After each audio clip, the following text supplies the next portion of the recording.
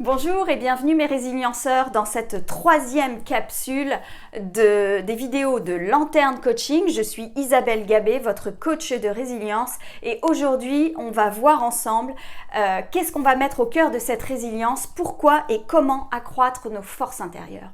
Vous savez, comme le développement personnel n'est pas du tout un processus linéaire, c'est plutôt quelque chose qui ressemble au relief, avec des vallées dans lesquelles on se repose, des plateaux dans lesquels on admire la vue et des grandes montagnes à franchir dans lesquelles on va évoluer rapidement. Et les aléas de la vie qui viennent nous perturber, dépendant de où on se trouve dans ce relief, peuvent nous impacter de manière plus ou moins forte. Alors comment on fait pour accroître ses capacités de résistance au stress? Eh bien, l'une des manières de le faire, c'est d'emprunter le chemin de la résilience. Et avant d'emprunter le chemin de la résilience, il faut bien comprendre que notre pouvoir personnel s'exerce sur 3 niveaux. Le premier niveau d'exercice de notre pouvoir personnel, c'est celui de notre code génétique. Et là-dessus, on a un pouvoir extrêmement limité. Certains diront qu'on n'a pas de pouvoir du tout, mais aujourd'hui, les études issues du champ de l'épigénétique nous montrent que quand même, si, on a un tout petit pouvoir. Dépendant de l'environnement dans lequel on se trouve, dépendant des comportements que l'on a au quotidien face à cet environnement et dépendant des émotions et des pensées que l'on entretient au quotidien, on est en mesure d'exprimer ou de laisser en dormance certains des gènes qui sont présents dans notre code génétique. Le deuxième niveau de notre pouvoir personnel, c'est celui des capacités que l'on va mettre en œuvre face aux aléas de la vie. Et là, on a un contrôle, mais très limité. Je vous donne un exemple. J'ai beau prendre tous les stages de conduite possibles et imaginables, si demain un 38 tonnes se décide à me griller la priorité au milieu du carrefour, c'est sûr que je vais y laisser des plumes. Le troisième niveau de notre pouvoir personnel, c'est celui de nos choix. Et là, c'est super, bienvenue, bonne nouvelle, on a 100% de contrôle là-dessus. Alors comment exercer cette résilience parmi ces 3 niveaux de pouvoir personnel? Eh bien, cette résilience, il faut la voir un petit peu comme une échelle avec 4 barreaux. Au premier barreau de cette échelle de la résilience, on a nos choix personnels. Et là, il y a 2 orientations possibles. Je peux soit m'orienter vers le futur, soit je peux m'orienter vers le passé.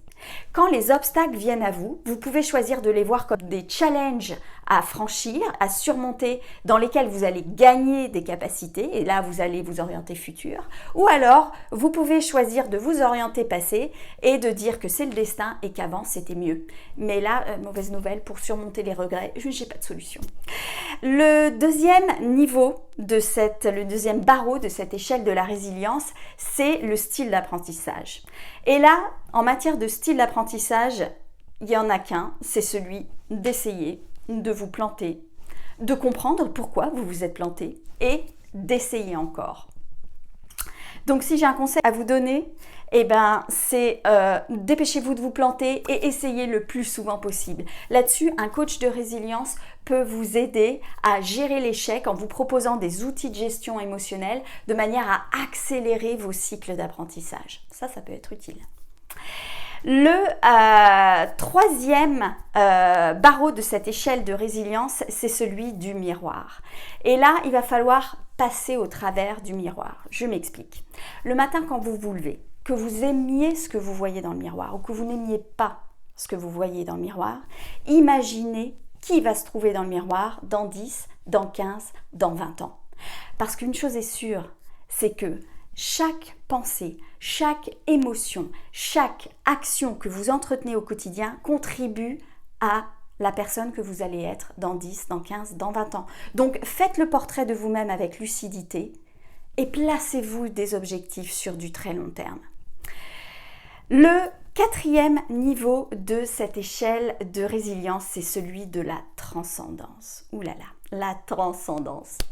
Une fois que vous allez déterminer qui vous voulez être dans 10, dans 15, dans 20 ans, et là vous notez au passage que vous allez vous coltiner une liste d'objectifs sur une période de 10 à 20 ans, bref, vous avez de quoi faire. Une fois que vous avez fait ça, eh bien, il va falloir dépasser ça. Il va falloir vous dépasser vous-même. Comment on fait pour se dépasser soi-même ? Vous savez comme on dit que tout arrive en ce monde pour une raison. Eh bien, cette raison pour laquelle les choses vous arrivent à vous dans votre vie, c'est vous qui la déterminez.